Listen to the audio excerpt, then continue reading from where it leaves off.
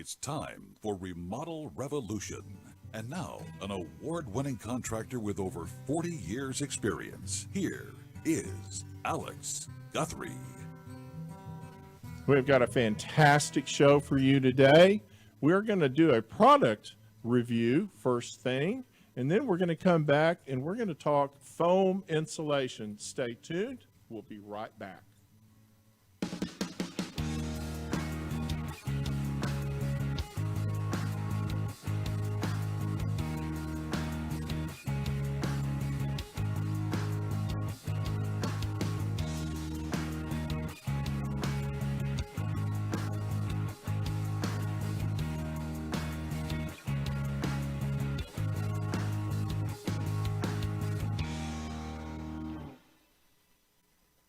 I love fresh new inventions, things that people invent to help us in our trades.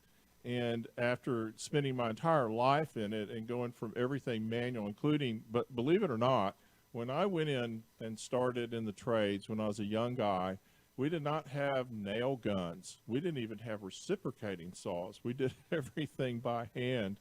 And so I have had the pleasure of watching the entire genre of tools be developed, and it's always exciting to see a new one come out.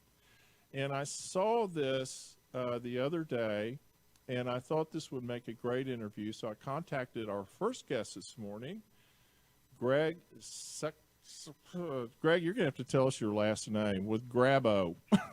Yes. So that's phonetically pronounced Suchdev, like a U. So Suchdev, thank you. I really apologize. Yeah. We went over this, but I just blanked out. Suchdev. All good. All good. It's a tricky one. You're the sales manager at Grabo. And Grabo, tell us what Grabo is. So Grabo is a handheld power tool. It's essentially a revolutionary powered suction cup device. So if you are familiar with any of the suction cups on the market, there is a particular sector of the market that uses various suction cups that are manually operated. This is a fully electric one. 14-volt lithium-ion battery, easily rechargeable.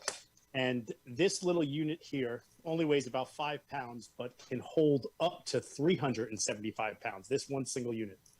So you could put it on my head, or you could still lift me easily. Well, I haven't met you in person. Are you? I've got a flat spot on top of my head. It's you can't tell on camera. All right. Well, you look relatively in shape, so I'm going to assume you're less than 375. So we'll try it out. Okay, I appreciate that. Thanks for the compliment. Yeah. So this is a tool that's primarily not a retail at this point. It's not really a retail type thing. It's more of a professional's tool.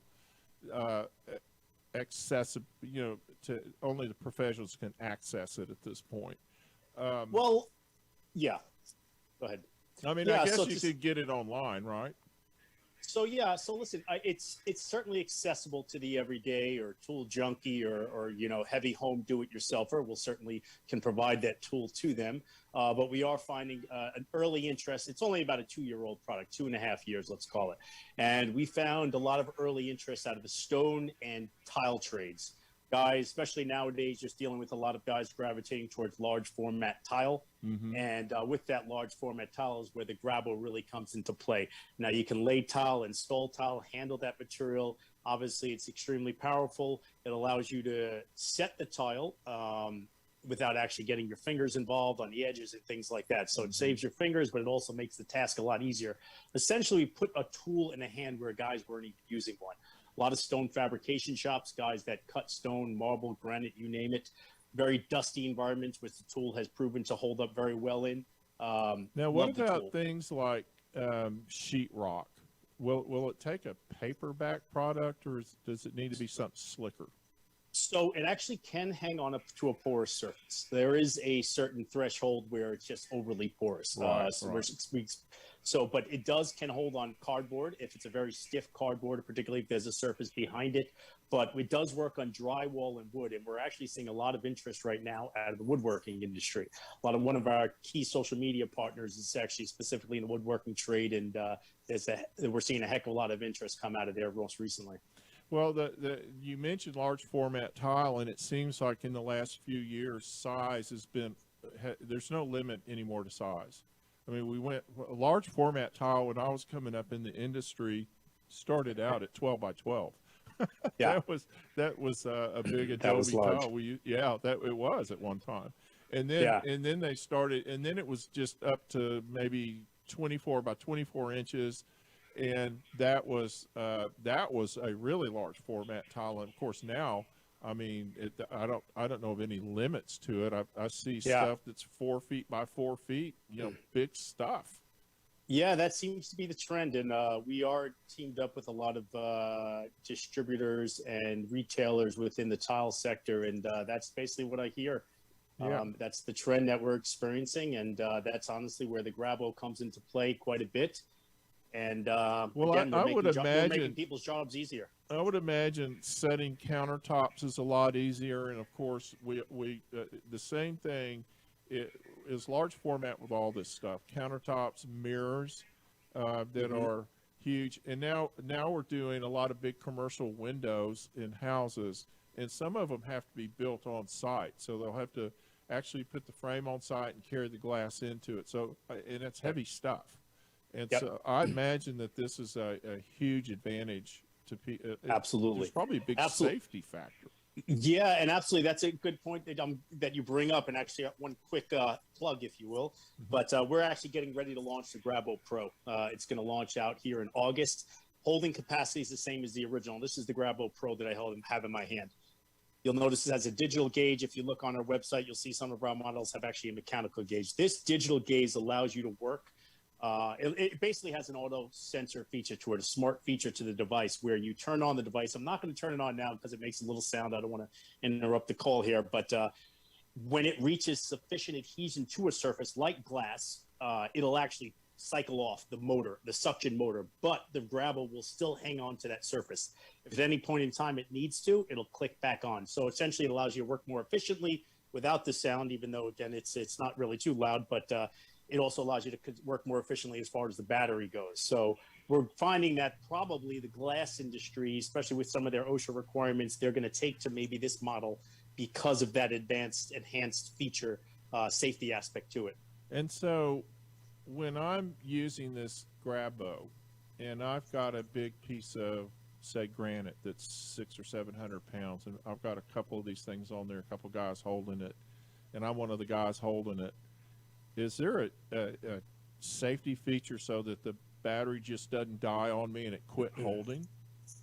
So again, I would love to be able to show it to you actually. So when you actually adhere to a piece of granite, like I said, in the Pro unit, it's actually going to cycle off for you. But if I was holding a piece of granite right now, let's call it 200-300 pounds. I often show this in demonstrations. You could probably find it on quite easy. I pop the battery out right in front of people. Material doesn't go anywhere. It holds it. And they're wowed. That's it. So I like to show to them, exactly in real time how it works. And you won't lose suction, won't last forever, but you have at least 45, 60 minutes conservatively, and you're going to hang on to that surface. Oh, wow. That's especially if it's non-porous, particularly. So that's it's really quite innovative. So if you did happen to miss the battery light indicator, you're not going anywhere. The material's not going to go anywhere. Are there any chances when I use this that it sucks it too hard? Like, in other words, if it drew up on a piece of glass, could it crack the glass? Yeah, good question, Alex. That is one we hear often. And the answer is yes, there certainly is. Like anything else, there are limitations to any device. But, essentially, it's not really meant to be used on a really thin piece of very lightweight glass, very fragile. We did put, if you see these 6 pads here on the bottom, at one point in time when we launched it, there was only 4. We found that adding 2 more actually allowed you to work with a lot thinner surfaces. So, again, it's done very well in not having to do that. But, yeah, if the surface is pliable, like maybe a piece of plastic, I wouldn't say it'd break it, but it does get a pretty strong adhesion on there. Could be a little difficult to release it. So you might want to be selective when you're dealing with a very thin piece of glass or plastic. But for the most part, any of the harder surfaces that our customers are working with, there's been no issue. Do we expect to see a retail version of this coming out anytime, or is it just specifically for the trades? So we're getting ready to launch the Pro. We have the existing model that will stay in the market for sale. There's some exciting developments happening down the pipeline. I don't want to dish too much out here. Oh, come on, man. Nobody, but, hey, we're not going to tell anybody. Just go ahead and. Yeah, but there will be some interesting developments in the months ahead, and certainly by 2022 that will allow, hopefully, some of your more everyday workers, tool junkies, guys that to get in on various models of our tools. We have accessories coming out. We have a slender seal for kind of thinner pieces of glass or piping and things like that. So there's a lot that can actually pop on. Actually, let me pop this off to you while I have you. Oh, this is a patented foam rubber seal. A lot of this is how we make the magic happen. Right here. It's really easy to pop in and out. As you see, there's no glue. You pop it in and out by yourself. It stays in there nicely. And essentially, it pulls the material up against that, I assume. So that, okay. It does, yeah. So that's a hard rubber there with some pattern to it, some texture to it, and a rubber seal, and it basically sucks down. It allows you to mold. If you notice, it allows you to mold over textured surfaces. One of the things that's amazing about the Grabo is that it can hold on to rough concrete, tiles, even steel check plate. So it really can mold on the surface. And that's really one of the things that differentiates it from any other cup on the market, manual or otherwise. So it's pretty incredible, this little thing, what it can do. These are very inexpensive. They've held up very well in the market. We haven't really had a need to, too many of our customers haven't had a need to replace them, but we always have them available. They're quite inexpensive. Well, I'm really impressed because I love new technology, and I love how it's getting integrated into the things that we used to. We have the old suction cups that the guys put on the glass, and they pump it up with their thumb, and I know they work fine. Those things work great, but I've had suction cups that didn't help. We've all had, anybody that's used suction cups for something has had a suction cup that just, it didn't hold. It could be holding something on your windshield or somewhere, and you're like, okay, there's got to be a better way. Well, this is it. This is the better way, Alex. Yeah. Well, I can see this. It truly is. I can see this technology getting, morphing into a much broader array of things, and so I really am very impressed with your innovation and your thought process going into this. So wow, what a great product. Yeah, thanks. Yeah, we're very excited about its potential. We're just scratching the surface with it.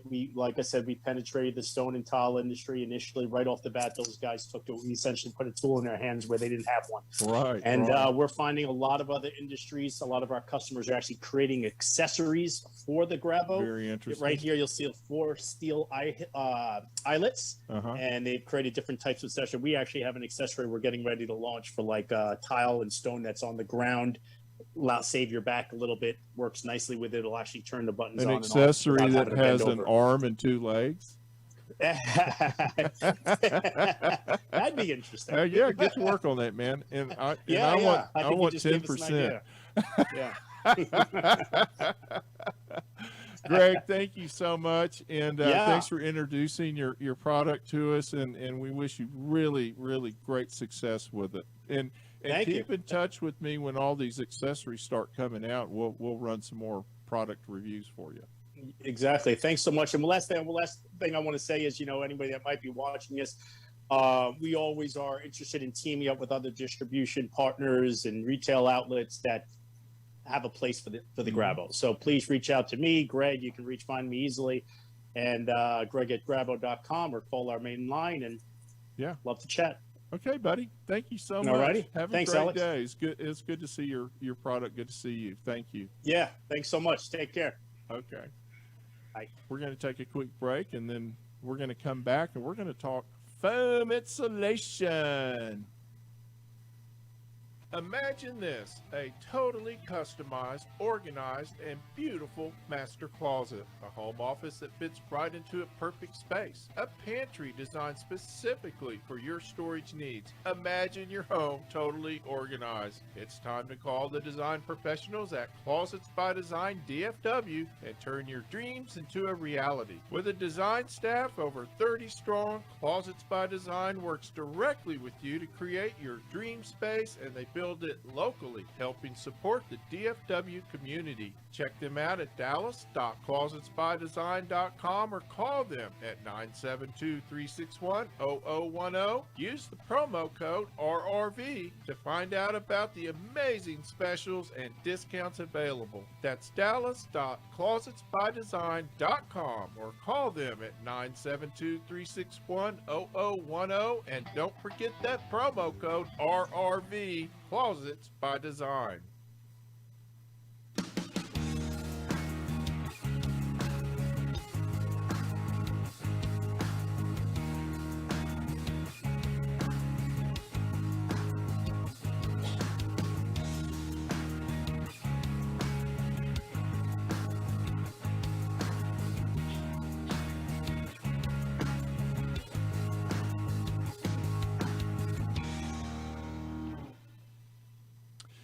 Last week we talked about insulation and blowing insulation into attics. And I saved this next segment for a special person. I wanted somebody that actually knew a lot more about it than I do, and that is foam insulation. I've had a lot of experience with foam being done correctly, but I've also had some experience with foam being done incorrectly and some of the pitfalls that can happen when people get talked into using it in the wrong situation. So our next guest is the market division president of Texas Insulation, and Abe Navarez, and we are going to talk foam insulation. So welcome to the show. Thank you for having me, Alex. Yeah, My pleasure. It's good to have you here. Now, I talked last week about blowing in insulation and some of the things that I don't like about some insulation. Like I talked about rock wool and why I don't like rock wool. I don't like it because of what it's made from mostly and what it can do when it gets in your lungs.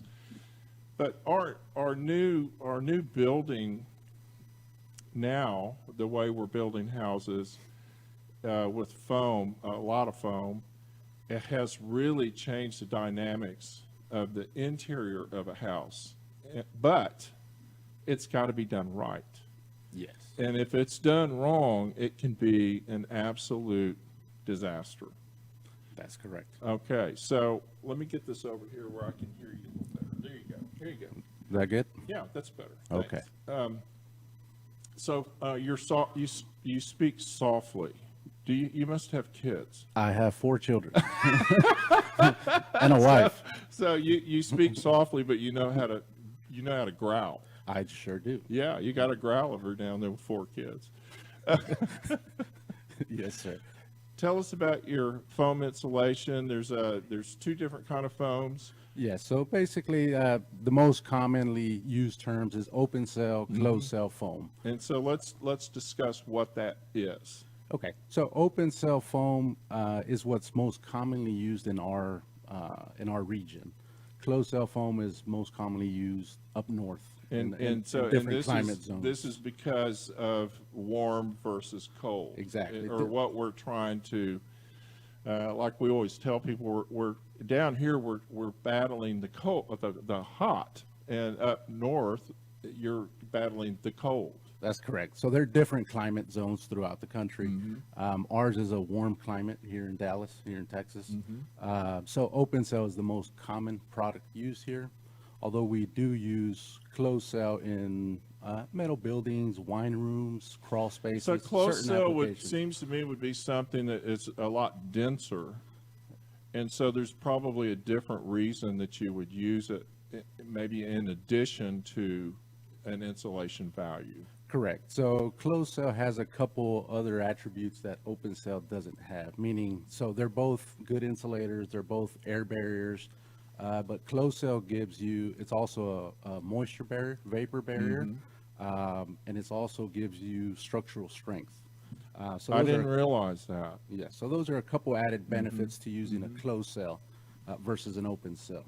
But for the purpose of just insulation and air infiltration, one of the things that I love about foam is that you get both. But there's certain times when you have a much better benefit in a residence than other times, and one is the thickness of the wall. Correct. Okay, explain that. Is foam something good to use in a 2x4 wall? That's the question. Yes, foam is definitely a great insulator, but it's also an air barrier all by itself, which no other product on the market is. Okay, so some of the benefits there, I'll give you an example. If you have a 2x6 wall construction, any other product, you have to fill the cavity full per code because it's not an air barrier. So the drywall would be your air barrier.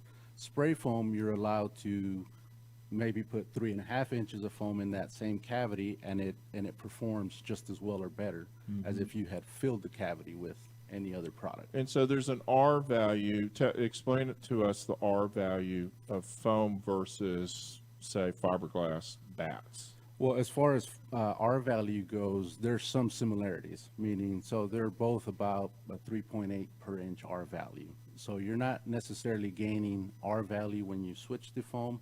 What you're gaining is a better airtight, a better air seal, because the product itself is an air barrier. It's applied as a liquid, and it expands into any little crevices, anything that you have on the exterior shell. In air infiltration is, as we've learned over the years, by even some of our more horrible mistakes we made building houses in the 70s, where we put plastic and we did it for the same reason. For the most part, we were trying to create an air barrier because our houses, explain to us how our houses leak air from the outside typically. Well, there's a lot of ways for houses to leak. We call them leaky houses.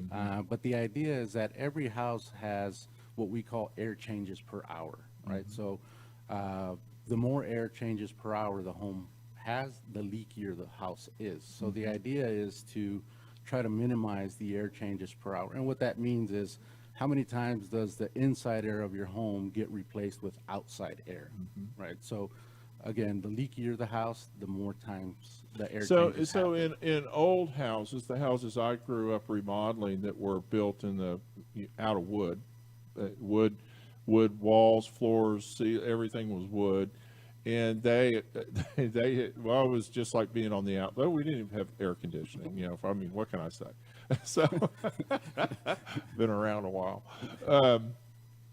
And so that air exchange was no big issue back then. I mean, it was what it was, right? And every time you open the door or a window, and people don't do a whole lot of window opening anymore, but every time you open a door, you bring in, you have a little air exchange right there. Correct. But nowadays we have these houses that we just live in. We shut the door, or we may, right now when it's about 100 or 100 degrees every day, like it is this time of year, you may not go outside unless you just have to, right? So Yes. You're sitting inside this house. It's got foamed walls. It might have might be totally encapsulated in foam, and you have to have some air exchange. Correct. What happens if you don't? Well, every newer houses now do have ventilation, but it's mechanical. It's brought in through the HVAC system, through the furnace. So what you want is the exchange to be mechanically done. It's controlled. How many air changes per hour? Again, having too much unwanted air from the outside, that brings in pollutants from the outside. If you have allergies. And if you don't have enough air exchange, you have unwanted air on the inside, from the inside, from us. Correct. Because we're all full of you know what, and it floats around in the air, and eventually catches up with you. Correct. So I think that the important part is for people to understand that there's several components. Your home, we look at it as a system, and there's multiple components that work together to make it perform efficiently. Ventilation happens to be one of those components that we look at. Now, one of the things I really wanted to talk to you about today is I've heard we've all heard horror stories about foam gone wrong. And it ain't the foam, it's the installation of the foam. There's certain places that certain houses in particular, particularly really old houses, you don't want foam. The house isn't built. So what Abe was talking about the system of the house, if the house is built, or if you're doing an addition, and you build the addition to be foamed, then fine. What that means is you address all these air leakage issues from the outside, moisture leakage issues from the outside, roof leakage issues, because you don't want that foam getting wet. That's the main thing. And not because it's going to hurt the foam, because it won't dry out and you start having mold and rot issues if you have water leakage into it. That's correct. So there's a lot of different possibilities that could happen if you use a contractor that doesn't pay attention to the house as a system. So if somebody has now I've been addressing this a lot lately, because this happens a lot of times when we have certain conditions in the economy and in the building environment where a lot of people go off the books and start deciding they want to start their little business. I see it all the time. All builders, all contractors do. And there's plenty of homeowners out there that are going to, kind of be a sucker for that cheap price.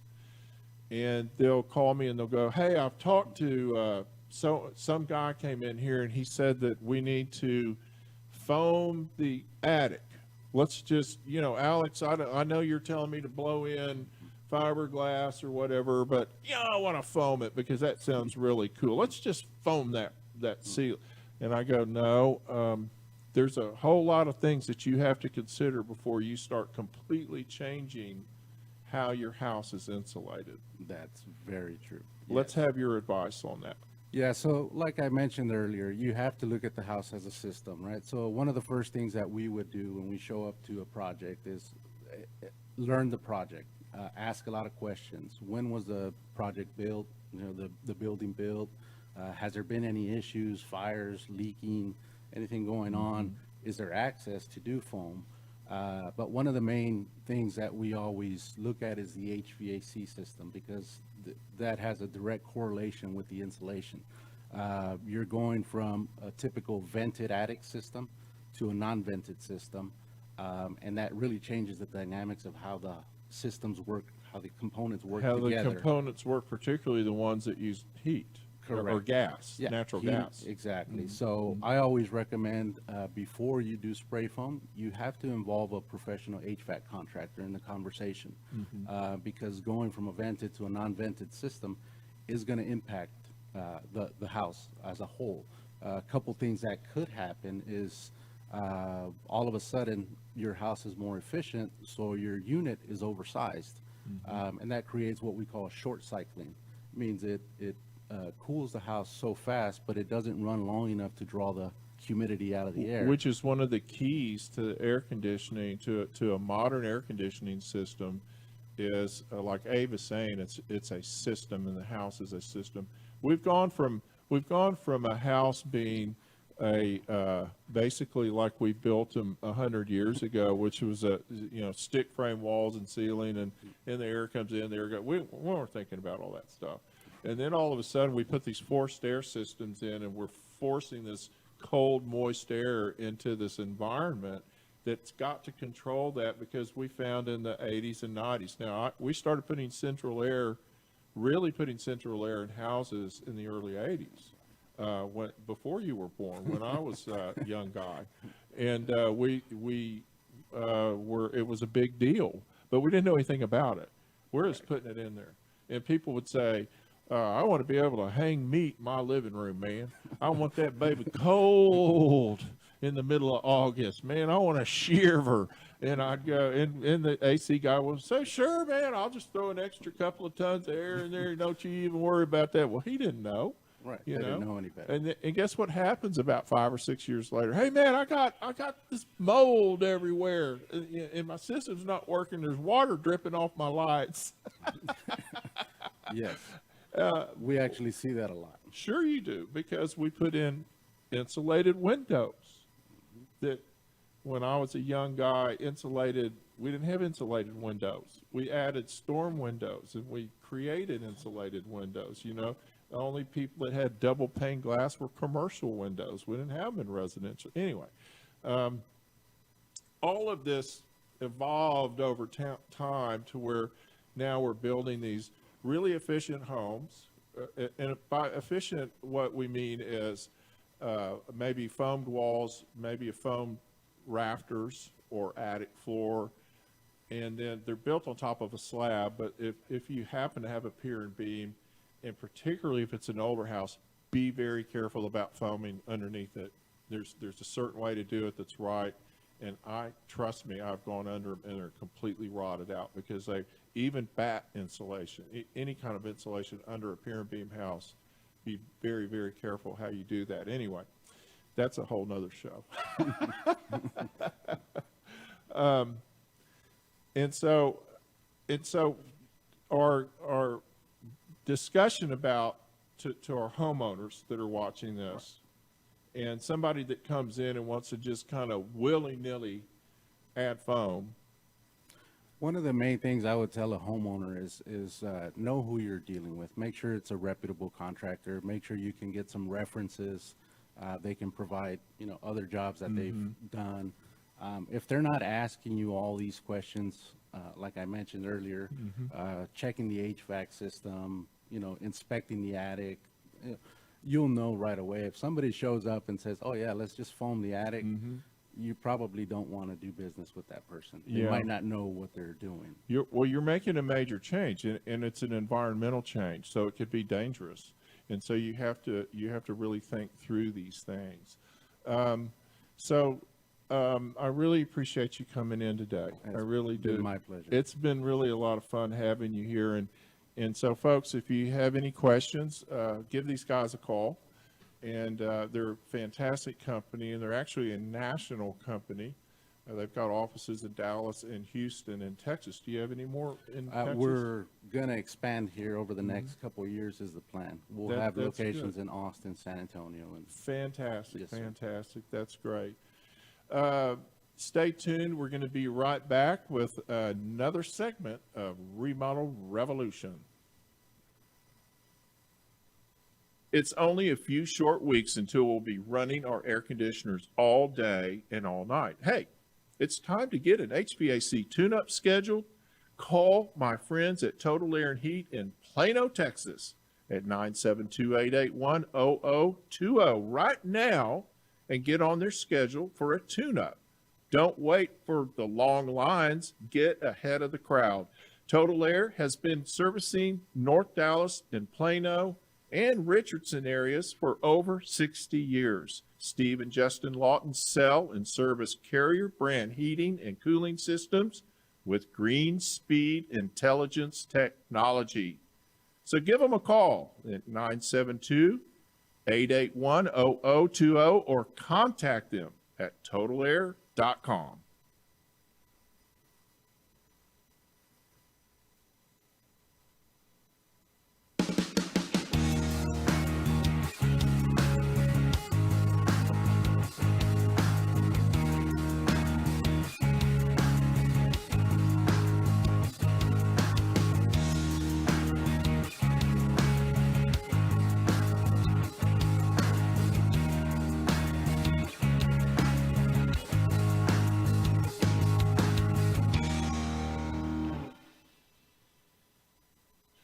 Well, this time of year, it starts getting to project time on your house. And so the next few weeks, we're going to talk about different types of projects that are good homeowner type projects, safe projects. and fairly easy to do. One of what I want to talk about today is caulking and sealing your walls from air infiltration. These are things that you can do yourself, and I want to just give you some tips on the do's and don'ts, some of the do's and don'ts, and some advice on if you plan to do that. Now, what's driving me to this discussion is that for the next 12 days in our weather forecast, we have 100 plus degrees forecast.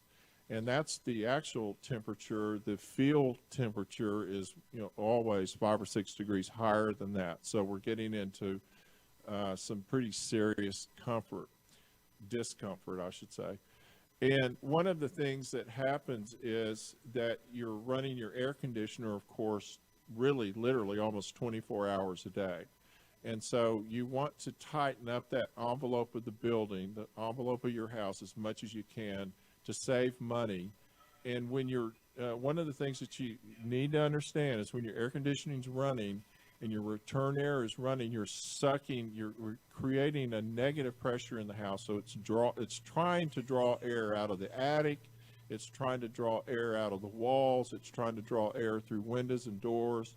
And so I thought this would be a great time to talk to you about how to sort of mitigate some of that air infiltration that's inevitable, really, particularly if your house is more than 15 or 20 years old.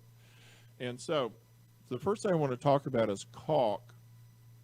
And that's the first thing people ask me about is caulking around doors and windows.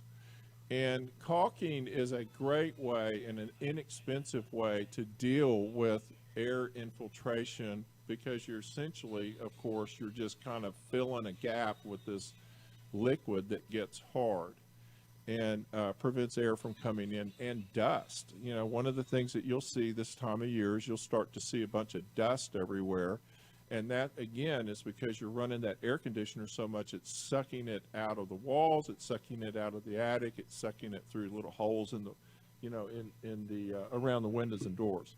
And so caulking is the first line of defense, I would say. So let's talk a little bit about caulking. First of all is caulk removal. If you have old caulk, and I know a lot of us see this around our tubs and showers, and it gets some black mold in it, and it gets kind of ugly and gross and yellow, and maybe starts peeling back a little bit, and you're thinking, man, I need to add some caulk there. Well, if you want it to work, you have to remove the old caulking first. And so it's fairly simple. You don't always have to pull it all the way out of the crack. It's best if you do, but if you can take a utility knife or any number of tools that you can get at the box stores that'll help you remove that and dig that old caulk out of there, even if it's on the outside of your house around windows. If you can pull that old silicone caulk, it's real rubbery. It's just like pulling a big old rubber band out, and get that out of there. That is the best thing to do. Then you're going back with a fresh new application that fills those gaps and keeps the air and the dust from coming in. In the case of if you're doing around a bathroom in particular, you want to dig that old caulk out of there if it's got mold in it, because the new caulk won't stick very well to the mold. And I know that we all have this issue. If there's water and soap and humans, there's going to be some mold in the corners. That's just how it is. So let's talk a little bit about, we talked about removing the caulk, and then there's some tricks to putting the new caulk back in, but it has a lot to do with the type of caulk that you're using. So there's a water-based or water-soluble caulking, which is the old kind of caulking that we used before everything was full of silicone and acrylics. The old type caulking, which you still get, is water-based, which means you can clean it with warm water, and I wouldn't use soap so much, but just when you get the bead of caulk in there, you can take a damp rag and pull it over that and smooth that out. And remember that the way that you finish it is the way it's going to end up looking. So you want to maybe practice a little bit and get sort of proficient at removing that excess caulking in the corner, so you don't have this big gunky globby line of caulk that looks like you did it in the dark. And a lot of them do, and it doesn't look good. So if it's in your bathroom or if it's around your windows, then you kind of want to make sure it's cleaned up and looks good. So practice a little bit before you do it so you can clean that caulk out of there really good. So you have, when we're talking about different kinds of caulks, we're talking about the water-based, which is, I call it a typical caulk. And then we've got the silicone and the acrylic caulks.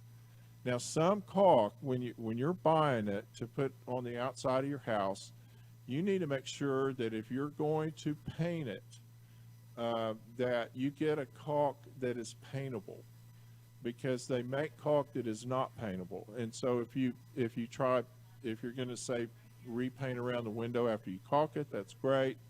Make sure that you've got a product out there that the paint will stick to. If it doesn't, the paint's going to just peel off like old, onion skin. So you don't want to use that. And also, there's a whole different way of applying it to get that nice clean line that you're looking for.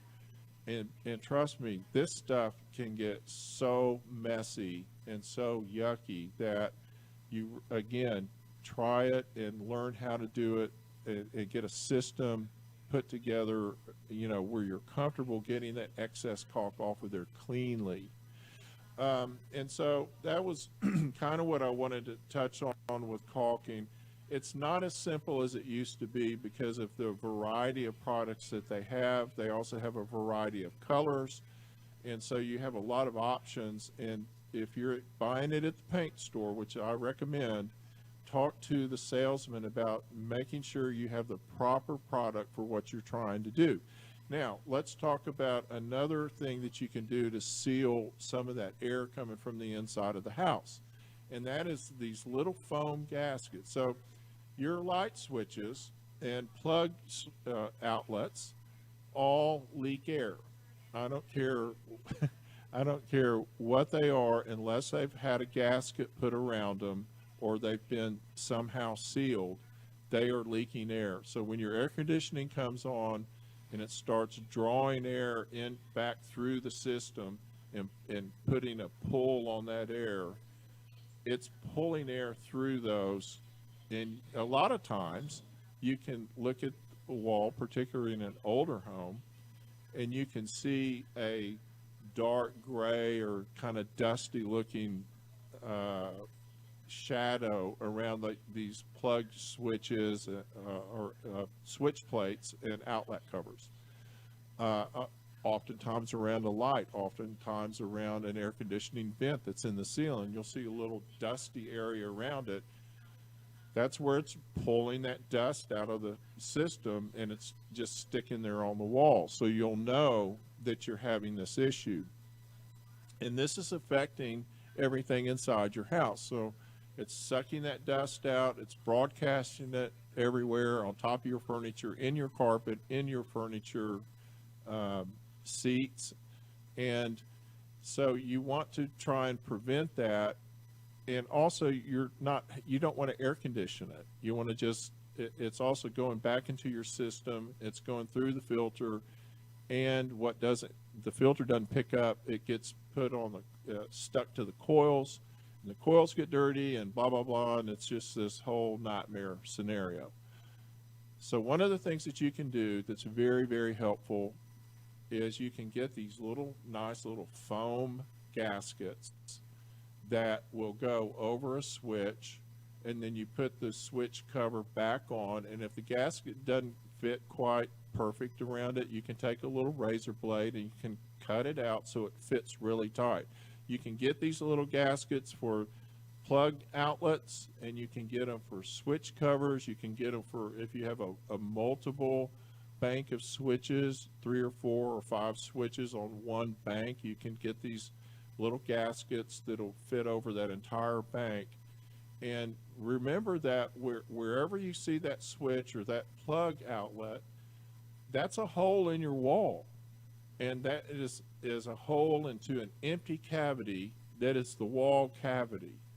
And that thing has got who knows what. Even from construction, it's got dust and dirt and all kinds of debris laying in it, and you never know what's coming into your house. So this is a really good way to deal with that. Now let's talk about keeping that same thought in mind, your recessed cans in your ceiling. When you have recessed cans in your ceiling and your air conditioning turns on, it is sucking attic air into your house unless they've been sealed.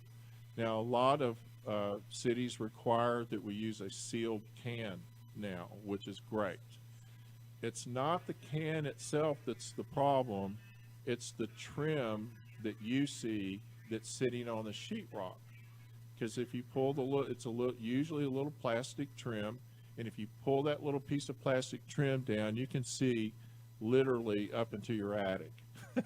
And so that's the problem, and that's where all the dust and the musty smell and the attic smell and all that's coming from. But there's a way to deal with that. One is you can get gaskets for those little rings, and that little gasket will go up under that ring, and it'll seal up where that air is coming through, and that'll really help that.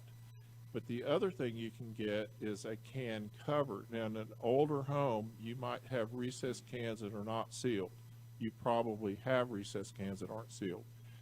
But you can actually get a light cover that goes in the attic, and you can get a square one, you can get a round one. They're pretty common. We used to make them out of cardboard because we couldn't actually go and buy them, but now you can. So if you put that cover over that light, that'll really, really help in a lot of ways. Now, also that cover in the attic over the light can is going to help if you're going to re-insulate. You want to make sure that your insulator, and most of them are really good about this, puts a cover over that can. If you don't, it won't be able to control the heat of that light fixture, and that light fixture will start cutting on and off because it has a little thermocoupling in it that tells it when it's too hot, and when it gets too hot, it turns off so it doesn't start a fire. And so you can put the can covers in the attic, you can put the gasket underneath under the trim and seal that up pretty darn good, and that'll make a huge difference in your comfort level. So let's talk about attic stairs. And if you have a set of attic stairs that you reach up and you pull down, the pull down attic stairs that maybe is in the hallway, those things leak tons and tons of attic air into your house. They're just not sealed very good if they're old. The newer ones are a lot better, and if you'll go to Remodel Revolution on our YouTube channel, I'm about to put a video up of some that I found that are really, really good. They're efficient, they've got foam, they're sealed, they're really good. But we're talking right now about the old ones. One of the best things to use for those is foam. It's sticky backed foam weather stripping. It comes in a roll.